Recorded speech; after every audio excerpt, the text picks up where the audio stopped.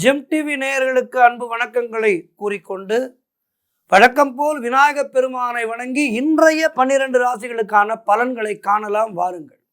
இன்று 3/1/2025 மார்கழி மாதம் 19ஆம் தேதி குரோதி வருடம் அருமையான வெள்ளிக்கிழமை நாள். இந்த ஜனவரி மாதத்திலே வருகின்ற முதல் வெள்ளிக்கிழமை. இன்றைய ஆதிக்க கிரகம் சுக்கிரன். இன்று நாம் வழிபட வேண்டிய தெய்வம் மகாலட்சுமி தாயாரை வணங்க வேண்டும், அம்பாளை வணங்க வேண்டும்.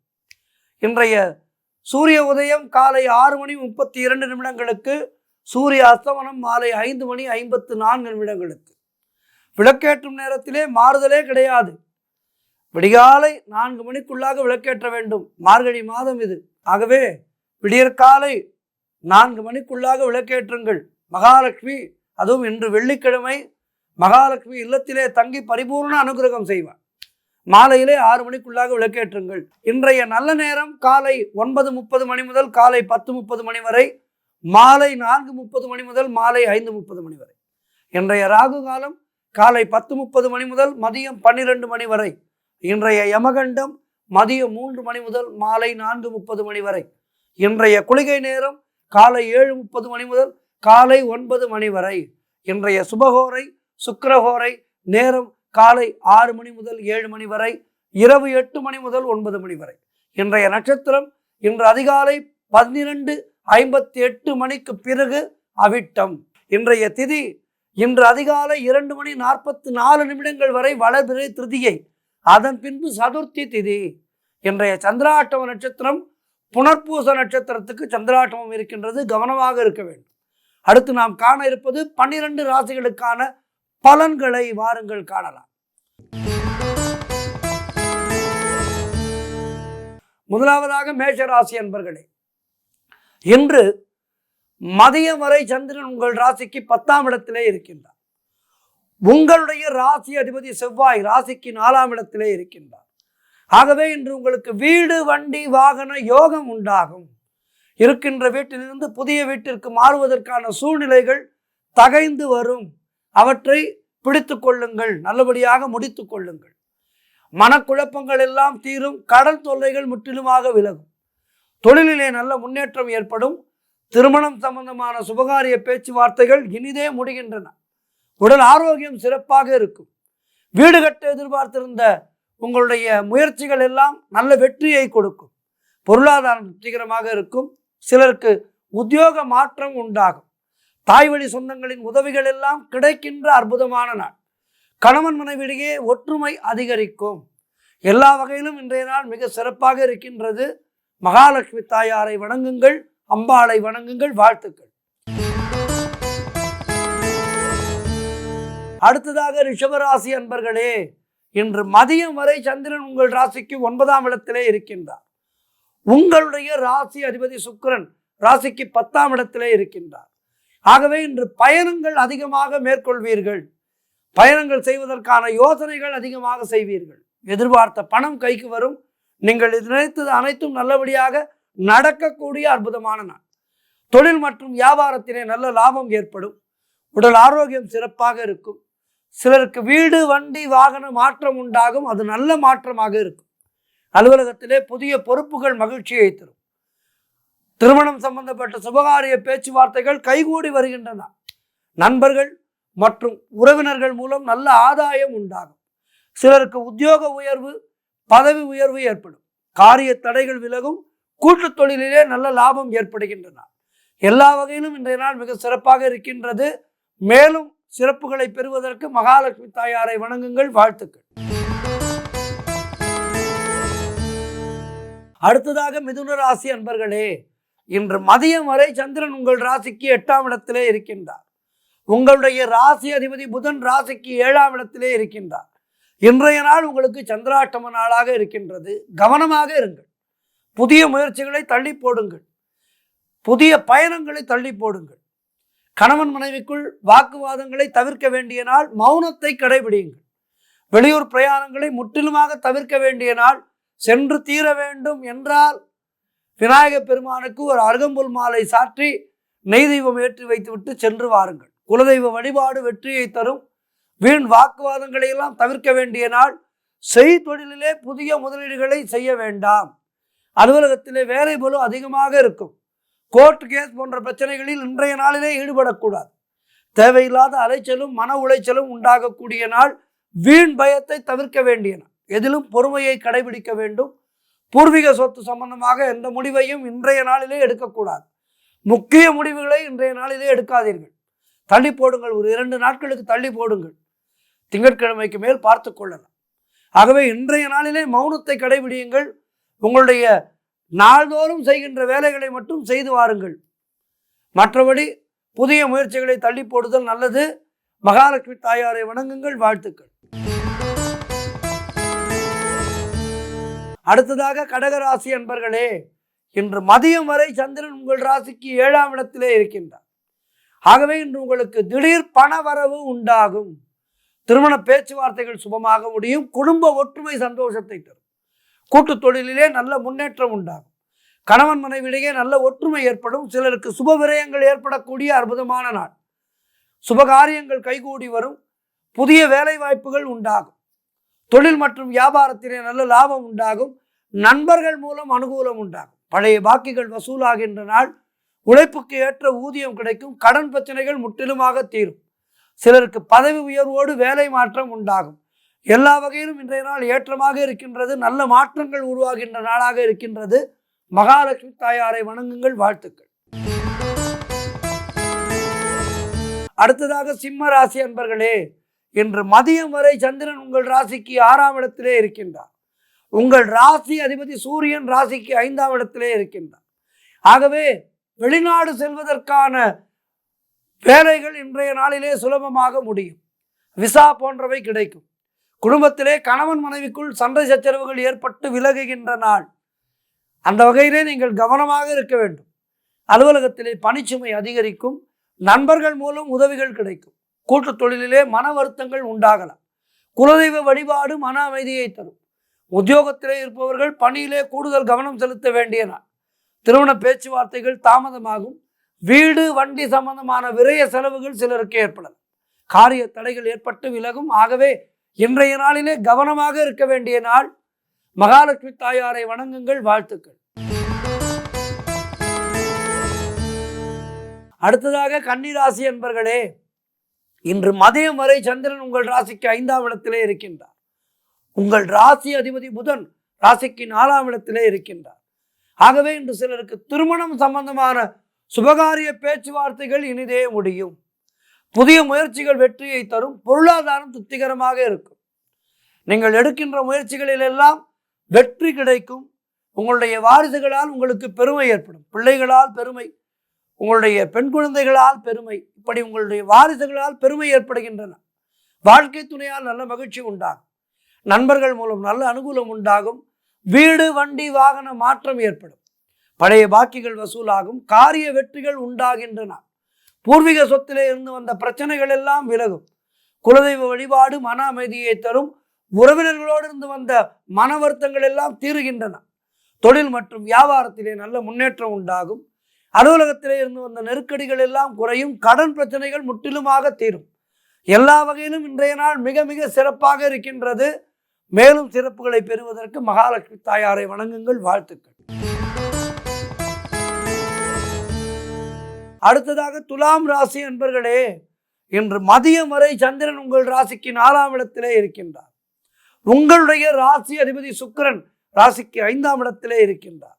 ஆகவே இன்று நீங்கள் நினைத்த காரியங்கள் எல்லாம் நல்லபடியாக நடக்கக்கூடிய அற்புதமான நாள். பொருளாதாரம் திருப்திகரமாக இருக்கும். பிள்ளைகளால் பெருமை ஏற்படும். வாழ்க்கை துணையால் நல்ல மகிழ்ச்சி உண்டாகும்.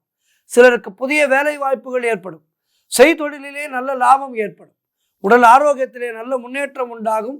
பூர்வீக சொத்திலே இருந்து உங்களுக்கு வரவேண்டிய பணம் கைக்கு வரும். சிலருக்கு குழந்தை பாக்கியம் ஏற்படும். மனம் மிகவும் சந்தோஷமாக இருக்கும். எதிலும் வெற்றி உண்டாகின்ற அற்புதமான நாள். கணவன் மனைவிக்குள் இருந்து வந்த பிரச்சனைகள் எல்லாம் முற்றிலுமாக தீரும். எல்லா வகையிலும் இன்றைய நாள் மிக சிறப்பாக இருக்கின்றது. மேலும் சிறப்புகளை பெறுவதற்கு மகாலட்சுமி தாயாரை வணங்குங்கள். வாழ்த்துக்கள். அடுத்ததாக விருச்சிக ராசி அன்பர்களே, இன்று மதியம் வரை சந்திரன் உங்கள் ராசிக்கு 3ஆம் இடத்திலே இருக்கின்றார். உங்களுடைய ராசி அதிபதி செவ்வாய் ராசிக்கு 9ஆம் இடத்திலே இருக்கின்றார். ஆகவே இன்று தொழிலிலே நல்ல லாபம் ஏற்படும். சொந்த தொழில் செய்பவராக இருந்தால் உங்களுடைய தொழிலிலே நீங்கள் எதிர்பார்க்காத லாபம் ஏற்படும். நீங்கள் எடுக்கின்ற முயற்சிகள் எல்லாம் வெற்றியை தருகின்ற நாள். எதிர்பார்த்த பணம் கைக்கு வரும். சுபகாரியங்கள் நடக்கக்கூடிய அற்புதமான நாளாக இன்றைய நாள் இருக்கின்றது. வேலை இல்லாதவர்களுக்கு வேலை கிடைக்கும். உழைப்புக்கு ஏற்ற ஊதியம் கிடைக்கின்ற நாள்.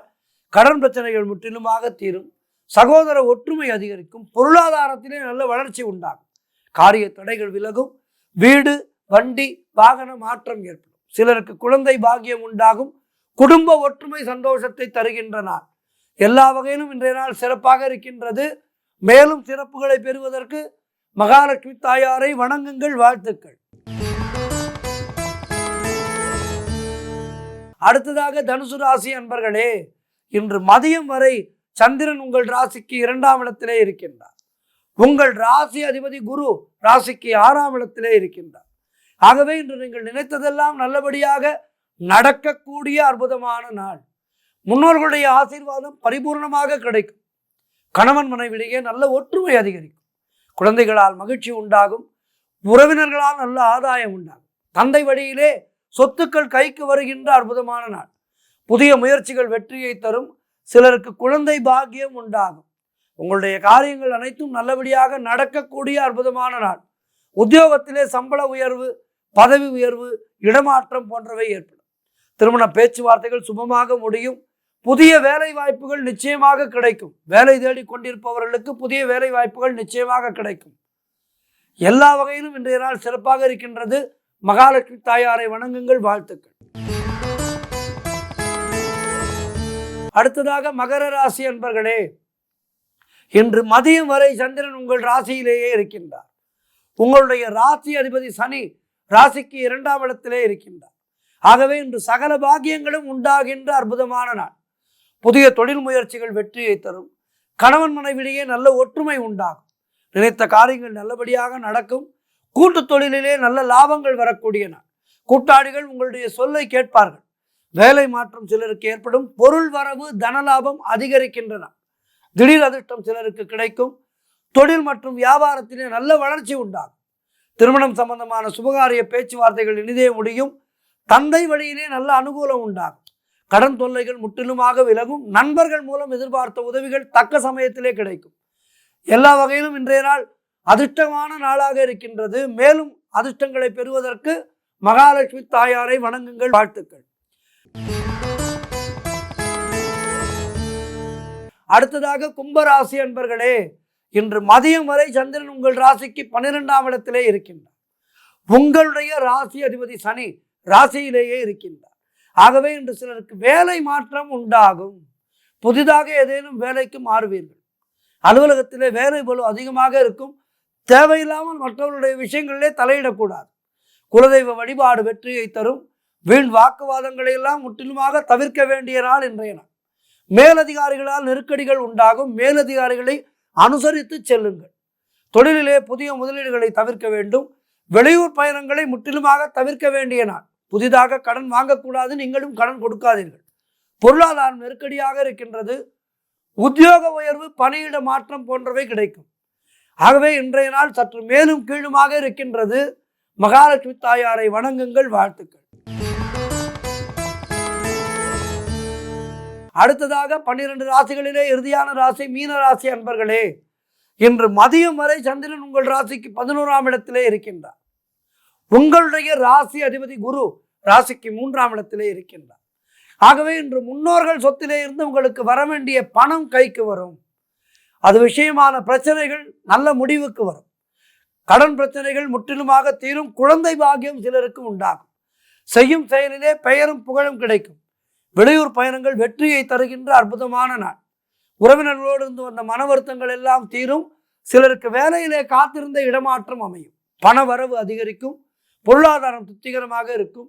தொட்டதெல்லாம் பொன்னாக கூடிய அற்புதமான நாள். நீங்கள் எந்த முயற்சி செய்தாலும் அதிலே வெற்றி கிடைக்கும். நல்ல ஒரு மேன்மையான நாளாக இன்றைய நாள் இருக்கின்றது. பிள்ளைகளால் பெருமை ஏற்படும். வாழ்க்கை துணையால் நல்ல மகிழ்ச்சி உண்டாகும். வியாபாரத்திலே நல்ல முன்னேற்றம் உண்டாகும். காரிய தடைகள் எல்லாம் விலகி நீங்கள் எடுக்கும் முயற்சிகள் அனைத்தும் வெற்றியை தருகின்ற அற்புதமான நாள். மனம் மிகவும் உற்சாகமாக காணப்படும். ஆகவே இன்றைய நாளிலே மேலும் வெற்றிகளை பெறுவதற்கு மகாலட்சுமி தாயாரை வணங்குங்கள். வாழ்த்துக்கள். இன்றைய ஆன்மீக தகவல். இன்றைக்கு நாம் காண இருப்பது வீணாதர தட்சிணாமூர்த்தி. இந்த வீணாதர தட்சிணாமூர்த்தியை பற்றித்தான் இன்றைய நாளிலே நாம் பார்க்க இருக்கின்றோம். தட்சிணாமூர்த்தி என்பவர் சிவஸ்வரூபம். சிவனிலே ஒரு அவதாரம் தட்சிணாமூர்த்தி அவதாரம். நமக்கெல்லாம் ஞானத்தை நல்குபவர். நாம் செய்கின்ற காரியங்களிலே நமக்கு ஞானத்தையும் நல்ல ஒரு வித்தையையும் வழங்குபவர் தட்சிணாமூர்த்தி. நாம் ஏதேனும் புதிதாக தொழில் செய்ய போகின்றோம் என்றால் தட்சிணாமூர்த்தியை வணங்கி நம்முடைய தொழிலுக்கான முயற்சிகளை செய்ய வேண்டும். அதேபோல் கலைகளிலே சிறந்து விளங்க வேண்டும். ஏதேனும் ஒரு கலையை கற்றுக்கொள்ளுகின்றோம் என்றால் பாடல், ஆடல், ஓவியம், இப்படி ஏதேனும் ஒரு கலை, 64 கலைகள் இருக்கின்றது. 64 கலைகளிலே ஏதேனும் ஒரு கலைகளை, எந்த ஒரு கலையை கற்றுக்கொள்வதாக இருந்தாலும் அந்த கலைக்கு அதிபதியாக இருப்பவர் ஒரு பக்கம் கலைவாணி தாயார் என்றால் ஒரு பக்கம் தட்சிணாமூர்த்தி. இந்த தட்சிணாமூர்த்தியை வணங்கினால் அந்த கலைகளிலே நாம் மேன்மையாக உயர்வதற்கான ஞானத்தை நமக்கு நல்குவார். ஆகவே இப்படிப்பட்ட தட்சிணாமூர்த்தி ஸ்வரூபத்தை நாம் வணங்க வேண்டும். சரி, இந்த தட்சிணாமூர்த்தி ஸ்வரூபம் என்பது ஆலயங்களிலே,